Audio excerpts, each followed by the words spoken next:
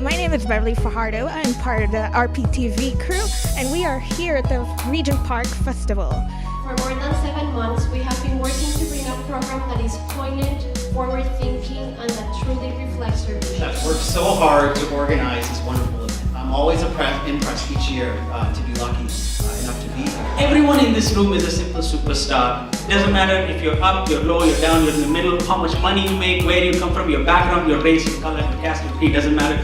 We are all simple superstars with great value. Our opening night reflects our most important values. Tonight we showcase emerging talent, honor community connections, and leverage the power of film to bring people together. Hi, my name is Thomas. I'm with the Regent Park Focus Center, and we're here at the Daniel Spectrum for the Regent Park Film Festival. It's sure to be a great event.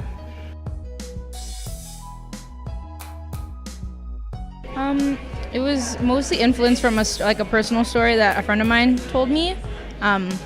Just about I don't know, I kind of thought of it as like a coming of age, but kind of like a distorted kind of coming of age story.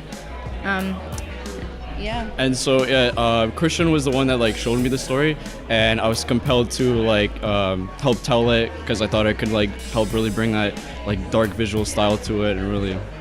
Absolutely. So I think one thing that really influenced us is our own community. You know, this is a community film festival, and the story that we told is of Toronto High School Eastern Commerce, and we both live just a walking distance from the school. So we just had an urge to document what's going on in our own community, and we found a really beautiful story, and ultimately we found film was a great medium to tell it. So now we're here, which is phenomenal. So we're really thankful for the experience. Yeah, when I met Luke, he had already started kind of shooting the movie, and I came on board. I was instantly interested, as it's kind of a Toronto urban myth, and we worked really hard on it, and we're very happy to be here tonight.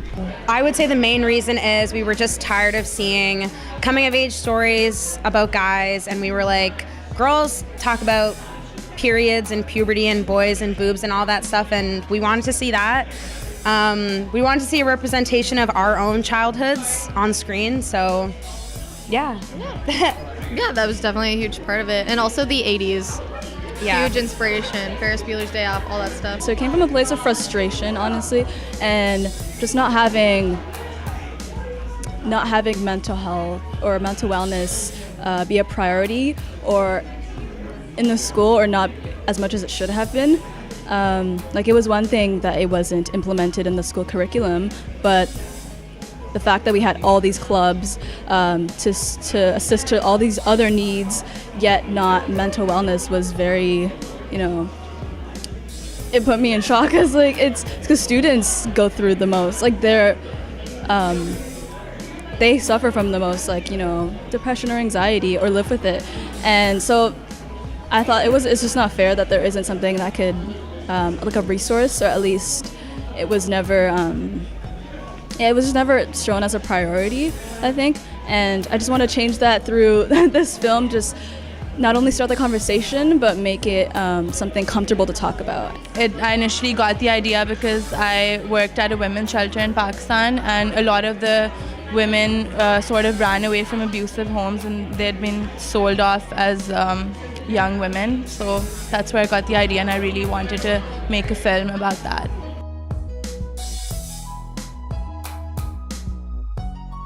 Yeah, it was an odd process, just because a lot of the imagery that was involved in making it just came from random moments that I imagined in my head. So, the process was a bit odd. It was more of a random, authentic process of me just thinking of these visual ideas that didn't quite make sense. But then, when I put them together with the concept with Kevin, who's the artist who the documentary is about, it sort of all fit together. So, there's the interview aspect, and then there's the visual aspect that originally were two separate things, but eventually they somehow merged together and turned into what they are.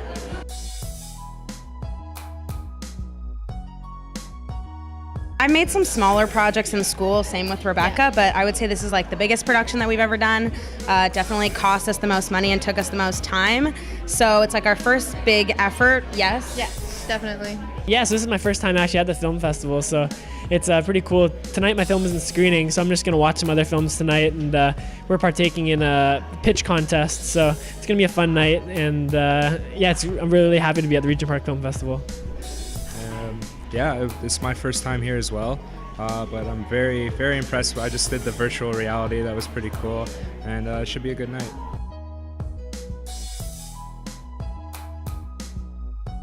Ooh, there's a film on closing day that's called Driving with Selvi. It's about an Indian woman who's a bus driver, I think, and it's kind of cool because that's the part of the country that I was born in. I was born in India, and I came here at a very young age, so it's kind of cool to see that experience from the other side of the world that I'm in a weird way really connected to. So that's what I'm looking forward to for sure. I'm really looking forward to seeing Love Stinks. It's actually by someone who we're competing against, but you know what I mean? At the end of the day, we're all filmmakers. It's all love. So yeah, I'm really stoked to see that and just see also Sam Preeth, his film. I'm really stoked, and it's going to be a good night of film, and it'll be fun. Love Stinks for sure. There are two alumni from the same program we came out of at Ryerson, so I'm stoked to see what they did. There's this one called Eastern about Eastern Commerce's basketball team, the local high school in the area. Eastern Commerce, when I played high school basketball, was the powerhouse. You always admired that school and all that they were able to accomplish. And so to see someone catalog the basketball legacy of that school in so sentimental a fashion, it's going to be a lot of fun to watch. I'm really excited to see that on Saturday. Why are you involved in the film festival? Well, I was asked to join a few years ago because I was once the executive director of the Real Asian Film Festival, and but I've always known about Regent Park and all the things that were going on here, and I thought if I could help, and I'd be happy to, because I think it's really important that this festival, that the only free festival is has the strength to go on and serve the community, because it does so much more than just show movies to people. I think it gives young people who are interested in making film or writing or acting, the opportunity to see movies and aspire to enter the industry, but they can also learn how to do it from the programming that the festival does all year round. For the 4-day film festival, we have over 100 volunteers. So my job is scheduling them, finding the right captains to lead them, making sure that they're fed and have t-shirts, and also making sure that we show them tokens of our appreciation and get them volunteer appreciation items. So yeah, that's part of my job. So really, I would reach out to community organizations, collectives, groups, whoever we thought would really benefit from the festival, and I would reach out and invite them and let them know about our programming, because we really want to spread the word about the kind of work that we do. And considering that we're a free festival, we think so many people could benefit from this. I mean, we would reach out to newcomer refugee groups, to all kinds of different organizations that we think, the people who would use their services would not necessarily find themselves at a film festival. So it was so exciting finding all kinds of groups and collectives and organizations based in Toronto that we thought would be, we would really benefit from having their presence.